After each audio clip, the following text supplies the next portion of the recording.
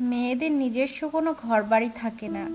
বিয়ের আগে যে বাসায় থাকে সেটা থাকে বাবার বাড়ি, আর বিয়ের পরে যে বাসায় থাকে সেটা স্বামীর বাড়ি। মেয়েদের কোনো নিজের ঘর থাকে না। আসসালামু আলাইকুম, সবাই কেমন আছেন? আমরা আল্লাহ রহমতে ভালো আছি। কথাগুলো খুব কঠিন হলেও এটাই সত্যি, বাস্তব। মেয়েরা এদিক দিয়ে অনেকটা অসহায়। তো এই তো আমি দেখুন সকালবেলায় চলে এসেছি আমার কাজে, মানে আমার ঘর গুছানো, রান্নাবান্না করা, সংসারের যেই কাজগুলো মেয়েরা সকাল থেকে রাত পর্যন্ত করে সেটাই আমি আপনাদের সামনে নিয়ে চলে এসেছি। তো এই যে দেখুন আজকে আমি আমার সংসারের প্রথম দিন, মানে এই ভিডিওটা অনেক দিন আগের, মানে আমি যখন নতুন বাসায় ফার্স্ট আসি সেই সময়কার ভিডিও, কিন্তু ভিডিওটা আপলোড করতে একটু লেট হয়ে গেল। তো সকাল সকাল উঠে আমি আমার ঘরগুলো গুছিয়ে নিচ্ছি, বিছানাগুলো, মানে যে বিছানাতে আমি শুয়েছিলাম, তো সেগুলো না গুছিয়ে তো আমি রান্নাঘরে আসতে পারবো না। তারপরে চলে আসলাম আমি আমার রান্নাঘরে, আর রান্নাঘরে আসলেই তো আমার ছেলেরা সব সময় আমার পিছে পিছে।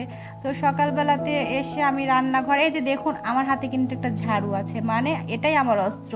মেয়েদের হয় ঝাড়ু, খুন্তি, এটা যাদের অস্ত্র হয়, মানে কাজের জিনিস হয়। তারপরে তো দেখুন আমার মিষ্টি বাচ্চা এখানে এসে সকাল সকাল বিস্কিট খাওয়া শুরু করেছে, কারণ আমার নাস্তা এখনো হয়নি, আর বড় ছেলে এসে অলসতা ছুটাচ্ছে।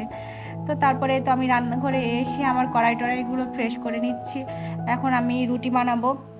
তো এর আগে আপনারা আমার রুটি বানানোর ভিডিও দেখেছেন। তো আমি কিন্তু ভালোভাবে রুটি বানাতে পারি না, এ কথা আমি আপনাদের সামনে অনেকবার বলেছি। যাই হোক, আমি আটা সিদ্ধ দিয়ে ফেলছি। তো দেখি কি আজকে কিভাবে আমি রুটি বানাই, তাই আপনারা দেখতে পাবেন। এটা তো আমি আপনাদের সাথে ওইভাবে শেয়ার করব না। আপনারা তো জানেন আমি রুটি বানাতে অকেজো, মানে ভালো রুটি বানাতে পারি না। তারপরে তো আটাগুলো আমি সেনে ফেললাম, তারপরে তো চলে আসছি রুটি বেলার জন্য। তো এখন রুটিগুলো হয়ে যাবে বাংলাদেশের মানচিত্র মতো। তো তারপরে তো আমি একটু ডিম ভেজে নিলাম, যেহেতু রুটি দিয়ে খেতে হবে। তো যাই হোক, আমার নতুন সংসারের কাজকর্মগুলো আপনাদের কেমন লাগছে অবশ্যই কিন্তু একটু জানাবেন আমাদেরকে।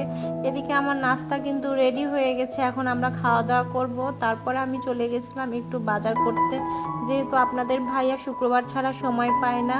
তো আমি এই জন্য টুকটাক কিছু বাজার করে নিয়ে চলে আসলাম, মাছ, মুরগি আর একটু সবজি, আর ছিল অল্প কিছু মশলাপাতি, যেহেতু ঘরে কোনো বাজার ছিল না। আর একদিন আগে আমরা এই বাসায় উঠেছি, আর আপনাদের ভাইয়া শুক্রবার ছাড়া কোনো সময় পায় না।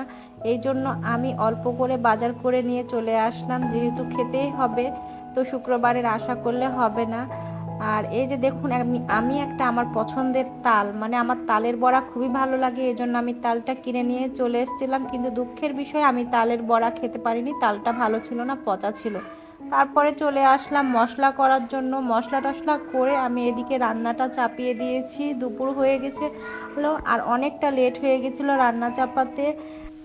আর আপনারা হয়তোবা ভাববেন যে এতদিন বাবার বাসায় শুয়ে বসে থেকে খেয়েছি, কিন্তু হ্যাঁ, আসলে সত্যি শুয়ে বসে থেকে খেয়েছি। আর এখন নিজের বাসায় এসে কাজ করতে এতটা ভালো লাগছে যে বলে বোঝাতে পারবো না। যতই কাজ হোক মনে হচ্ছে নিজের কাজ, খুবই ভালো লাগছে। যাই হোক, আজকের ভিডিওটি এই পর্যন্ত। সবাই ভালো থাকবেন, সুস্থ থাকবেন। আসসালামু আলাইকুম।